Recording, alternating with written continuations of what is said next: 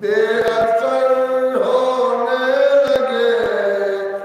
اوڑھ کر چادر نبی کی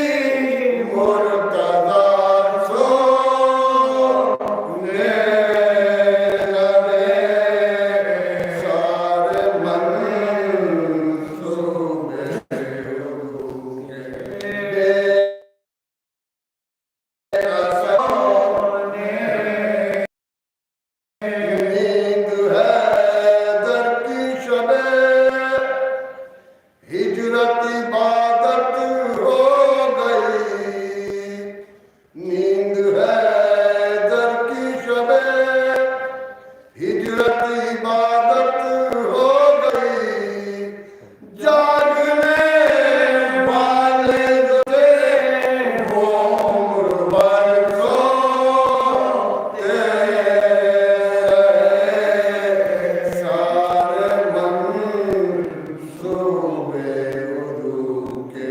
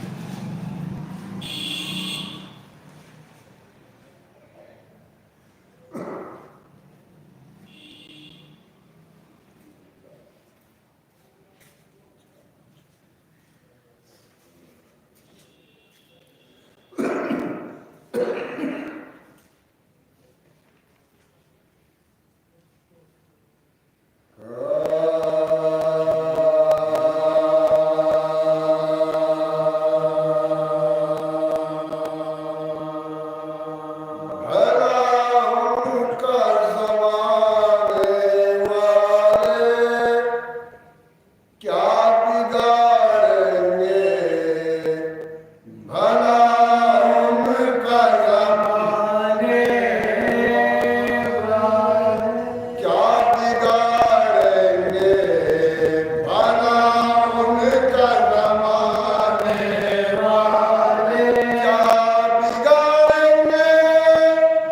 بھلا ان کا زمانے والے ہیں جو عباس کے پرچم کو اٹھانے والے ہیں جو عباس کے پرچم کو اٹھانے والے کیا بگاڑیں گے بھلا ان کا زمانے والے 14 صدیوں سے یوں ہی بول رہے ہیں میسا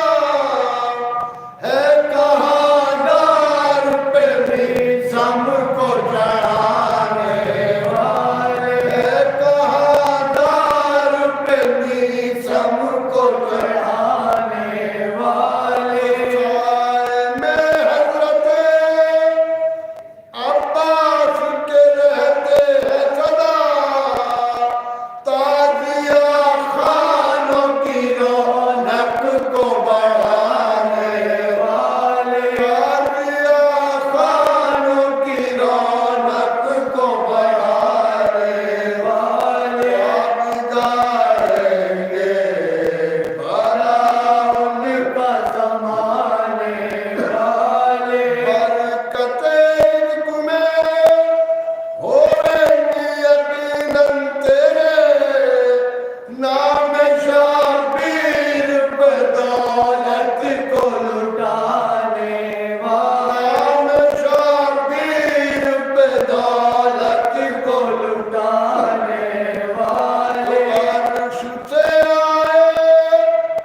ملک تیری حفاظت کے لیے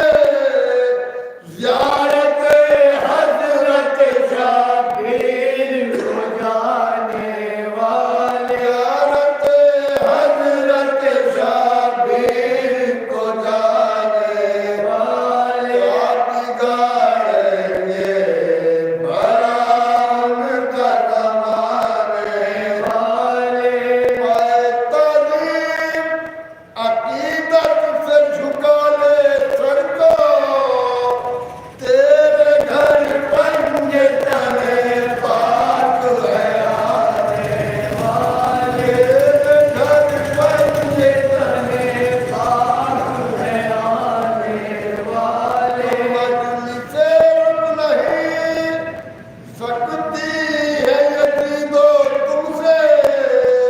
ہم تو ماتم ہے ہر ایک گھر میں کرانے والے ہم تو ماتم ہے ہر ایک گھر میں کرانے والے ہاتھ کر پاس کے کتنے پہ جو دریا پہ گرا ہاتھ اور پاس کے کتنے پہ جو دریا پہ گرا اس عالم کو ہے موت ہاتھ اٹھانے والے اس عالم کو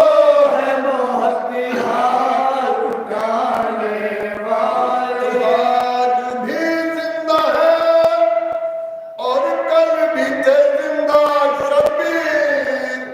مٹ گئے خنجر و شمشیر چلانے والے مٹ گئے خنجر و شمشیر چلانے والے آپ بگاڑیں گے بھرا ان کا زمانے والے تم سے کرنا رہا کسی وقت وفا کی تمہید ان سے کرنا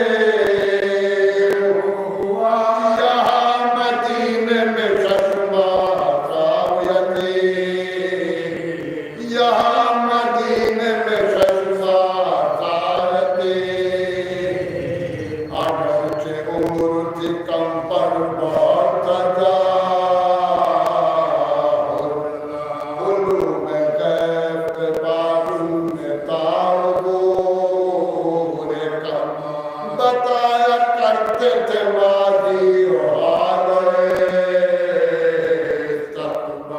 یتیم ہو کے وطن میں رہے وہ تیرا ساتھ یتیم ہو کے وطن میں رہے وہ تیرا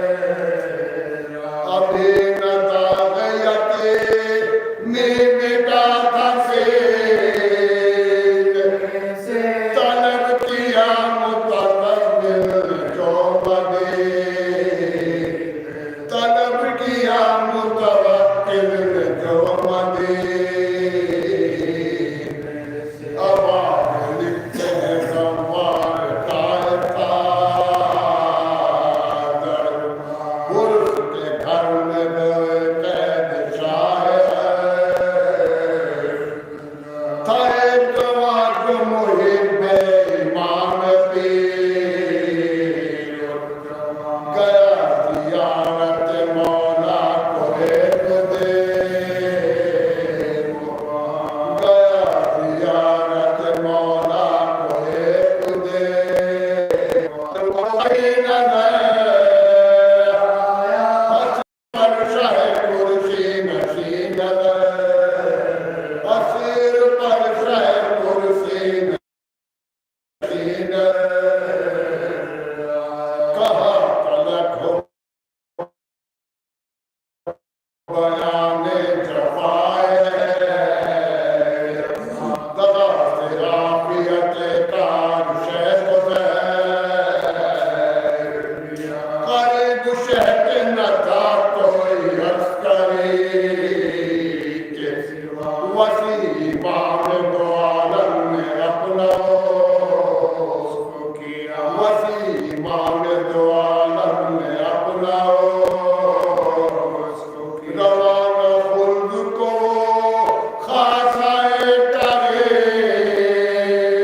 ہوا اٹھائے بلحسن عسکریتی اٹھائے بلحسن عسکریتی میں کیا کہوں حسن عسکری کو جو غم پدر میں گرے بار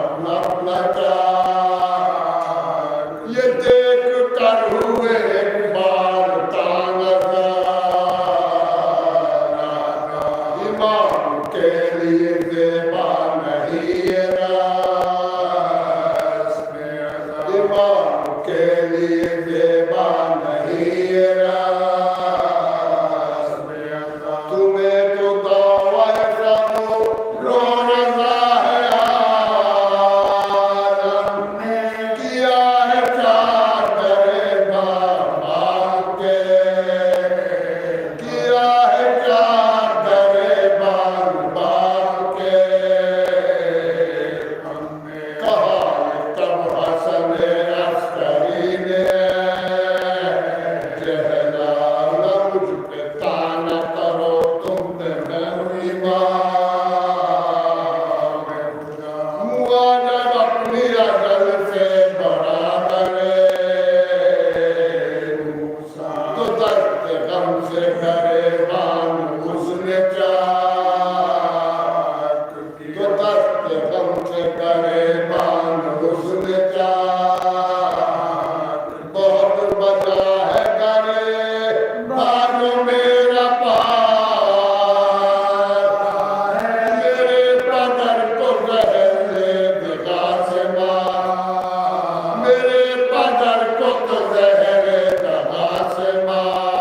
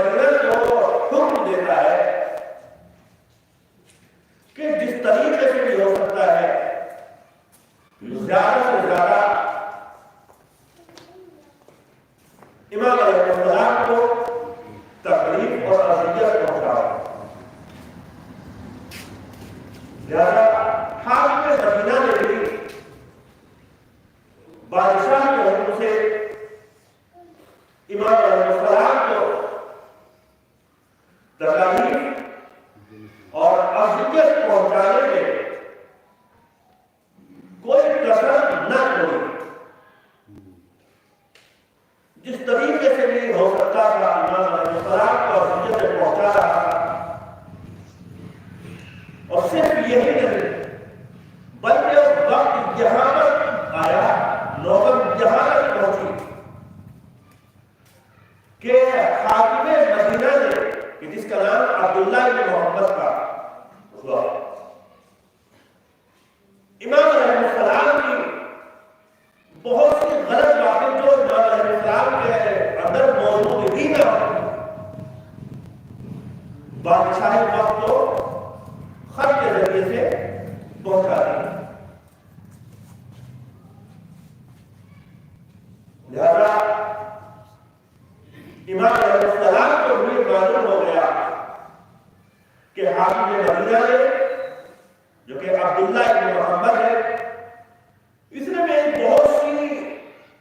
جھوٹی باتیں بادشاہ وقت کو خط کے ذریعے سے پہنچائی ہے، لہذا امام علیہ السلام نے بھی بادشاہ وقت جو کہ متوکل تھا، امام علیہ السلام نے بھی خط لکھا،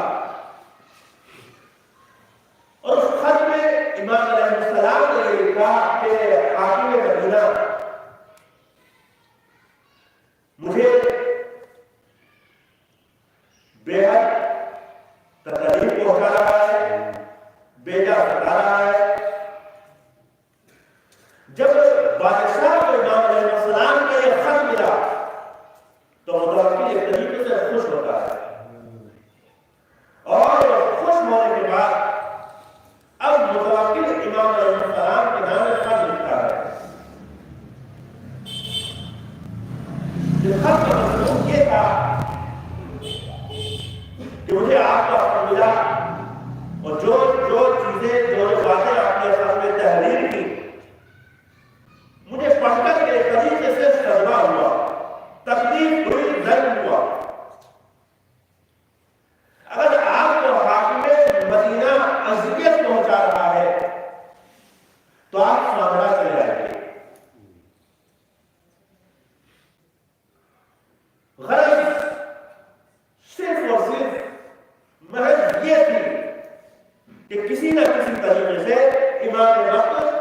سامنا آ جائے مدینہ چھوڑ کر کے۔ فقط یہ طریقے سے مکاری تھی، بادشاہ وقت کی حیلہ سازی تھی کہ آپ مدینہ چھوڑ کر کے سامنا پہنچ جائے۔ اب البتہ یہاں پر علامہ مجلسی نے یہ بھی لکھا کہ بادشاہ نے خط میں صرف یہی نہیں لکھا تھا، بلکہ بادشاہ نے جو کہ متوکل تھا، اس نے خط میں یہ لکھا تھا کہ میں عبداللہ ابن محمد کو معزول کر کے حاکم مدینہ کسی دوسرے شخص کو بنا دیتا ہوں۔ بادشاہ وقت نے یہاں تک لکھا تھا، اور ایک راوی یہاں پر یہ بیان کرتا ہے کہ صرف بادشاہ نے خط ہی نہیں لکھا تھا جو کہ امام علیہ السلام کے پاس بھیجا تھا، بلکہ خط کے ساتھ بادشاہ وقت نے جو کہ متوکل تھا، اس نے 300 لوگوں کا لشکر بھی امام علیہ السلام کے پاس مدینے کی طرف روانہ کیا تھا۔ خط کے ساتھ تھا کہ جس کی قیادت لشکر کی 300 لوگوں کے لشکر کی قیادت یحییٰ ابن حرثمہ کر رہا تھا۔ اب یحییٰ ابن حرثمہ جو کہ اپنے لشکر کی قیادت کر رہا تھا، اب یہ خود بیان کرتا ہے کہ جب بادشاہ وقت نے ہمیں یہ حکم دیا خط کے ذریعے سے کہ یہ خط مدینے میں جا کر کے امام علیہ السلام کو دے دینا،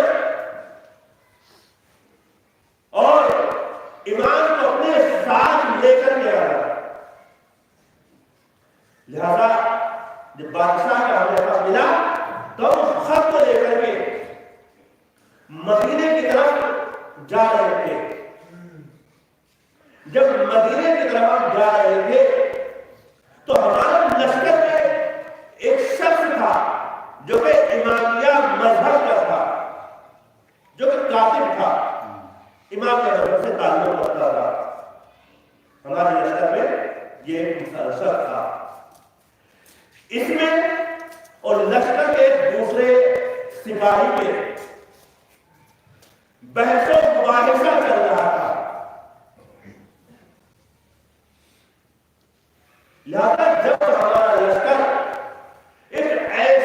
وادی میں پہنچا، ایک ایسی جگہ پر پہنچا کہ جہاں پر دوسرے کوئی انسان پہنچ ہی نہیں سکتا تھا، یعنی کہ کوئی دوسری بستی نہ تھی دور تک، صرف اور صرف جنگل تھا، بیابان تھا، بے آب و گیا، پانی وغیرہ کا بھی نام و نشان نہیں تھا کہ جب ہمارا لشکر وہاں پر پہنچا تو جو امامیہ مذہب کا ہمارے لشکر میں کاتب تھا، اس میں لشکر کے سپاہی کے جو مناظرہ بحث و مباحثہ چل رہا تھا، ذرا اس سپاہی نے کاتب سے یہ کہا کہ یہ بتاؤ کہ تمہارے امام نے جو یہ فرمایا ہے، جو یہ کہا ہے کہ زمین کا کوئی بھی حصہ ایسا نہ ہوگا کہ جس پر قبر نہ بنی ہو، یا اللہ آنے والے زمانے میں قبر نہ بنے، یعنی کہ زمین کو کوئی بھی خطہ ایسا نہیں، ہر جگہ جو ہے قبر ہوگی۔ تو یہ بتاؤ کہ یہ جگہ جو کہ بے آب و گیا ہے، صرف اور صرف جنگل ہے، کوئی دوسرا انسان یہاں پر موجود نہیں ہے، کوئی دوسری بستی دور تک موجود نہیں ہے، تو یہ بتاؤ اس جگہ پر کن لوگوں کو قبریں بنیں گے، یہاں پر کون لوگ دفن کیے جائیں گے؟ تمہارے امام نے ایسے ہی کہہ دیا، تمہارے امام کو کچھ نہیں معلوم۔ عزیزان محترم، اب کیا ہے کہتا ہے کہ جیسے ہی اس نے کہا تو کاتب جو کہ امام نے مذہب کا تھا وہ خاموش ہو جاتا ہے اور اس طریقے سے شرمندگی کا احساس کرنے لگتا ہے۔ اب یحییٰ نے کہتا ہے کہ جب ہم نے اس گفتگو کو سنا تو ہمارا پورا لشکر ایک طریقے سے ہنسنے لگا کہ ان کے بعد اس طریقے سے ایسی باتیں بغیر سوچ رہے ہوں گے ماذا اللہ سے کہہ دیا کرتے ہیں، لہذا ہم اس بات پر اس وجہ سے ہنسنے لگے۔ اب یحییٰ کہتا ہے کہ ہم اسی روز مدینہ منورہ میں داخل ہو گئے، مدینہ منورہ میں پہنچ گئے۔ جب مدینہ منورہ میں پہنچے تو ہم نے امام علیہ السلام سے ملاقات کی اور متوکل کا خط امام علیہ السلام کو دیا۔ امام علیہ السلام نے اس خط کو پڑھا اور اس خط کو پڑھنے کے بعد ہمارے لشکر پہ امام علیہ السلام نے نظر کی اور ایک مرتبہ نظر کرنے کے بعد امام علیہ السلام نے سمجھ گئے کہ کس نہ کچھ دعوت ڈالا ہے، جو کہ بادشاہ کے متوکل نے یہ خط دیا ہے مجھے۔ اور دوسری چیز یہاں پر یہ عرض کروں گی کہ متوکل نے جو خط لکھا تھا امام علیہ السلام کے لیے، راویوں نے یہ لکھا کہ بادشاہ کا یہ خط جو تھا اس میں طریقے سے اتنا نرم لہجہ بادشاہ نے اختیار کیا تھا جو کہ بادشاہوں کا لہجہ نہیں ہوا کرتا ہے امام علیہ السلام کو۔ لہذا امام علیہ السلام خط کے ملتے ہی یہ سمجھ گئے کہ اس میں اپنی بات ضرور ہے۔ امام علیہ السلام نے یحییٰ ابن حکمہ سے فرمایا کہ ٹھیک ہے، چلنے کے لیے میں تیار ہوں، لیکن میں چاہتا ہوں کہ 1 یا 2 روز کی مجھے مہلت دی جائے، اس کے بعد میں تمہارے ساتھ چلنے کے لیے تیار ہوں بادشاہ کے پاس۔ یحییٰ کہتا ہے کہ ٹھیک ہے، جب آپ تیار ہو جائے، ہمارا سفر آپ کا تیار ہو جائے تو مجھے اطلاع کر دیجیے گا، ہم آپ کو لے کر کے ساتھ میں چلیں گے۔ اب یحییٰ کہتا ہے کہ اسی دوران امام علیہ السلام نے ایک شخص سے کہا کہ درزی کو بلایا جائے۔ یحییٰ کے سامنے درزی آ جاتا ہے، امام علیہ السلام نے اس درزی کو حکم دیا کہ دیکھو ہم 1-2 روز میں جو ہے سفر پہ جا رہے ہیں اور ہمیں تو سامان سفر یعنی کہ جو سردیوں کا سامان ہوتا ہے، گرم کپڑے وغیرہ، کلار یعنی برسات کا سامان جو ہوتا ہے وہ تیار کر کے جتنی بھی جلدی ہو سکتا ہے وہ ہمارے لیے تیار کر دو۔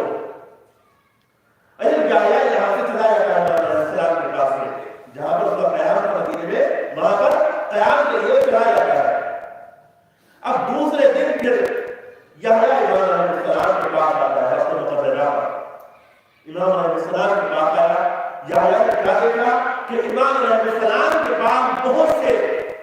کپڑے سلے ہوئے رکھے ہیں جو کہ گرم ہے. برسات کے کپڑے بھی رکھے ہوئے ہیں, ٹوپیاں وغیرہ, اور اسی طرح دوسرا سامان رکھا ہوا ہے. یحییٰ کہتا ہے کہ میں اس تمام طرح کے سامان سفر کو, جو کہ گرمی کا موسم ہے اس وقت میں, لیکن امام علیہ السلام کے سامنے جو سامان رکھا ہوا ہے وہ سردیوں کا سامان رکھا ہوا ہے اور برسات کا سامان رکھا ہوا ہے. میں یہ دیکھنے کے بعد یہ کہنے کا مجبور ہو گیا اس طریقے سے کہ امامیہ مذہب کیسا مذہب ہے کہ جو ایسے شخص کو امام مانتا ہے کہ جسے معاذ یہ تک تمیز نہیں ہے کہ یہ گرمی کا زمانہ ہے یا سردیوں کا زمانہ ہے. گرمی کے زمانے میں جو کہ امامیہ مذہب کا امام ہے, اس نے سردیوں کا سامان اور برسات کا سامان تیار کرایا ہے. یہ کیسے امام ہے؟ لہذا کہنے پر مجبور ہو گیا. لیکن ایسان وقت ابھی یحییٰ ابن حضرہ کہتا ہے کہ امام علیہ السلام نے مجھ سے فرمایا, مجھ سے کہا کہ دیکھو میں تیار ہوں سفر پہ جانے کے لیے, سامنا جانے کے لیے, اور اب تم بھی سامان سفر تیار کر لو تاکہ وقت پر سفر کے لیے نکلا جا سکے. اور مجھے بھی امام یہ حکم دیتے ہیں کہ دیکھو سردی کا سامان بھی لے لینا, برسات کا سامان بھی لے لینا. مجھے خود تو امام علیہ السلام کا حکم دے رہے ہیں. یار میں بار بار یہی سوچ رہا ہوں کہ آخر کیا وجہ ہے, کیوں امام نے مجھے یہ حکم دیا. میں سامان سفر تیار کرتا ہوں. اس کے بعد جب ہم سب لوگ چلنے کے لیے تیار ہو گئے تو ہمارا جو 300 سپاہیوں کا لشکر تھا, امام کو بیچ میں گھیرے میں لے کر کے چل رہا ہے. ہم سامنا پڑ رہے ہیں, مدینے سے باہر نکل گئے, لیکن ہم جب اسی جگہ پر پہنچے, اسی وادی میں پہنچے کہ جہاں پر کاتب نے اور اس شخص میں یہ بحث و مباحثہ ہوا تھا کہ آیا تمہارے امام نے یہ کیوں کہا کہ زمین کا کوئی بھی حصہ ایسا نہیں ہوگا کہ جہاں پر قبر نہ بنی ہوئی ہو. ایک نہ ایک دن ہر زمین کے خطے پر قبر ضرور بنی ہوئی ہوگی. تو میں نے اس سے کہا تھا کہ یہاں پر کس کی قبر ہوگی, جبکہ یہاں پر کوئی دوسری بستی بھی موجود نہیں ہے. جب ہم اسی جگہ پر پہنچے, ابھی تک جب ہم آ رہے تھے یہاں پر تو خوب گرمی تھی, تیز دھوپ نکلی ہوئی تھی, لیکن جیسے ہی ہم جگہ پر پہنچے کہ ایک مرتبہ دوپہر کا وقت تھا, شدید گرمی تھی, لیکن یہاں پر پہنچتے پہنچتے چاروں طرف سے بادل چھا گئے آسمان میں, اور ایک طریقے سے دوپہر کے وقت میں اتنا اندھیرا ہوا کہ ہم ایک دوسرے کو قریب سے دیکھ نہیں پا رہے تھے. اور دیکھتے ہی دیکھتے بارش شروع ہو گئی. جب بارش شروع ہوئی, تیز ہوائیں چلنے لگی, تو امام علیہ السلام نے اپنے لوگوں کو وہ سامان سفر کو ساتھ میں لے کر کے آئے تھے, یعنی کہ جو گرم سامان تھا, جو بارش کا لباس تھا, اپنے لوگوں کو امام علیہ السلام نے وہ دے دیا. اور اس کے بعد پھر امام علیہ السلام نے ایک لباس مجھے بھی دیا, جاہر نے حضرت کہا کہ ایک لباس مجھے بھی دیا اور ایک لباس اس کاتب کو دیا جو کہ امامیہ مذہب سے ہمارے لشکر میں تھا, اسے بھی دے دیا. اب اتنی بارش ہوئی اور اتنی تیز ہوائیں چلی کہ ہم ایک دوسرے کو دیکھ نہیں پا رہے تھے. لیکن کچھ دیر کے بعد جب یہ بارش رکی اور ہوائیں رکی, دوبارہ سے روشنی ہوئی, اجالا ہوا, تو اب ہم نے کیا دیکھا کہ ہمارے لشکر کے تقریباً 80 افراد یہیں پر بن رہے ہیں. امام علیہ السلام نے مجھے حکم دیا, یحییٰ کہتا ہے کہ امام نے مجھے حکم دیا کہ اے یحییٰ اپنے مردوں کو یہاں پر دفن کر دو. لہذا ہم نے ان 80 افراد کو جو یہاں پر مر گئے تھے ہمارے, ان کو دفن کیا. اور اس کے بعد پھر امام علیہ السلام فرماتے ہیں کہ یحییٰ سنو, ہمارے جگ نے یوں ہی حکم نہیں دے دیا کہ زمین کا کوئی خطہ ایسا نہ ہوگا کہ یہاں پر قبریں نہ بنی ہوئی ہوں. دیکھو تمہارے سامنے اور اسی وقت اس طریقے سے یہاں پر قبریں بنی ہوئی. لہذا یہ سمجھ لو کہ جو کچھ ہم کہہ دیا کرتے ہیں وہ ہو کر رہا کرتا ہے. صلوات پڑھنے کا محمد.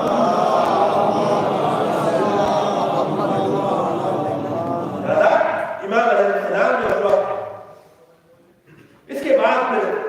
یحییٰ کہتا ہے کہ جب میں نے یہ دیکھا تو اب تک جو کہ ہے بادشاہ متوکل کی طرف سے بھیجا ہوا ایک طریقے سے لشکر کا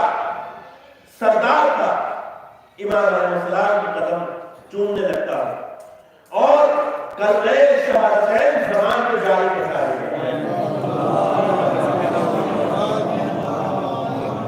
اس کے بعد یحییٰ کہتا ہے کہ ہم تقریباً جب 80 افراد ہمارے یہاں پر دفن ہو گئے تھے، تقریباً 200 سے زائد اب بھی بچے تھے. امام علیہ السلام کو گھیرے میں لیے ہوئے سامرا کی طرف بڑھ رہے تھے تیزی کے ساتھ. اب جب یہ ہمارا قافلہ سامرا پہنچا، ہم نے امام علیہ السلام کو بادشاہ وقت متوکل کے حوالے کر دیا. لیکن اعزاز محترم، بادشاہ متوکل نے امام علیہ السلام کو ایک ایسی جگہ پر قیام کے لیے ایسی جگہ معین کی کہ جہاں پر راجوں نے لکھا کہ اس جگہ پر شعبہ نہیں جایا کرتے ہیں. صالح ابن سعید جو کہ یہ بھی امام وسط سے تھے، ان کا کہنا ہے کہ ایک مرتبہ میں امام علیہ السلام کے پاس آیا اسی جگہ پر جہاں پر متوکل امام علیہ السلام کو ٹھہرایا ہوا تھا. میں نے دیکھا کہ امام علیہ السلام اس جگہ پر رکے ہوئے ہیں، ٹھہرے ہوئے ہیں کہ جہاں پر شریف لوگ نہیں جایا کرتے ہیں. میں نے امام علیہ السلام سے یاد کہ امام آپ امام وقت ہیں اور آپ ایسی جگہ پر ایک طریقے سے میں استغفار کرنے لگا. یعنی امام علیہ السلام نے مجھ سے کہا کہ اے صالح، تم پریشان نہ ہو، یہاں پر بھی خداوند عالم نے ہمارے لیے طریقے سے جو یہ جگہ ہے یہ بھی جنت سے طریقے سے کم نہیں ہے، اور اگر تم دیکھنا چاہتے ہو تو میری انگلیوں کے درمیان کو دیکھو.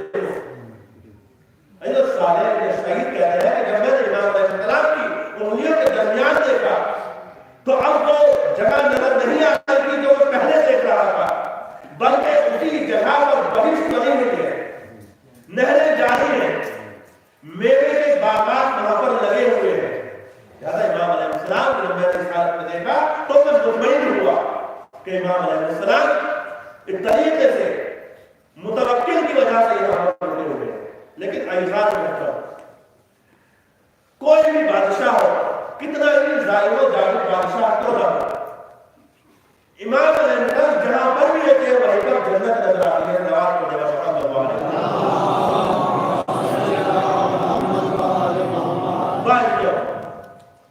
اس کے بعد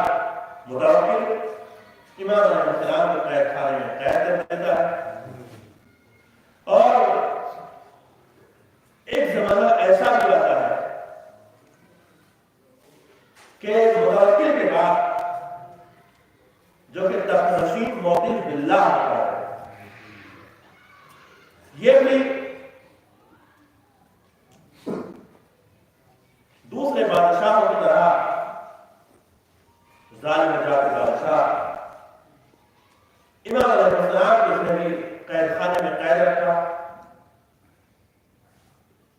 ایسو موقف باللہ کا زمانہ ہے، امام علیہ السلام قید خانے میں قید ہے. اب راوی کا بیان ہے کہ ایک مرد مومن امام علیہ السلام کی ملاقات کے لیے قید خانے میں رہتا ہے. امام علیہ السلام سے جب ملاقات کے لیے آتا ہے تو یہ کیا دیکھتا ہے آنے والا شخص جو کہ محب اہل بیت ہے کہ امام علیہ السلام ایک بوریے پر بیٹھے ہوئے ہیں. عبادت الہی میں مشغول ہے، قید خانے میں۔ کیا دیکھا کہ بوری پہ بیٹھے ہوئے ہیں، امام علیہ السلام نے حال دریافت کیا، امام علیہ السلام نے دریافت کیا کہ کس وجہ سے آئے ہیں، کہا کہ آپ کی ملاقات سے آپ کی زیارت کی غرض سے یہاں پر آیا ہے۔ تو یہ آنے والا شخص کہتا ہے کہ میں نے کیا دیکھا کہ اسے قید خانے میں قبر بنی ہوئی ہے۔ میرا سوال کیا ہے، یہ قبر کیا چیز ہے، کس کے لیے ہے؟ تو جو امام علیہ السلام جواب دیتے ہیں کہ قبر ایک دن ایسا آئے گا کہ اسی قبر میں دفن کیا جائے گا، اسی قید خانے کے اندر میں دفن کیا جائے گا۔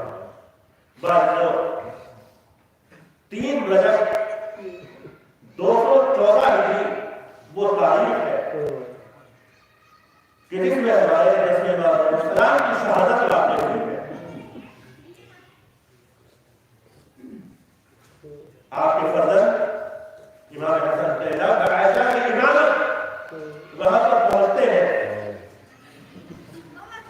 غسل و کفن کا انتظام کرتے ہیں، نماز جنازہ پڑھاتے ہیں، اور امام علیہ السلام کو اپنے پدر بزرگوار کو وہیں پر دفن کر دیتے ہیں۔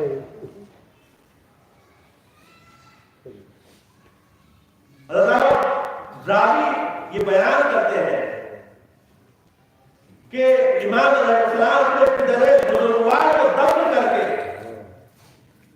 وہاں پر دن بھر کے آپ گریہ کیا ہے، آپ نے امام حسن علیہ السلام آپ روئے ہیں۔ اے امام،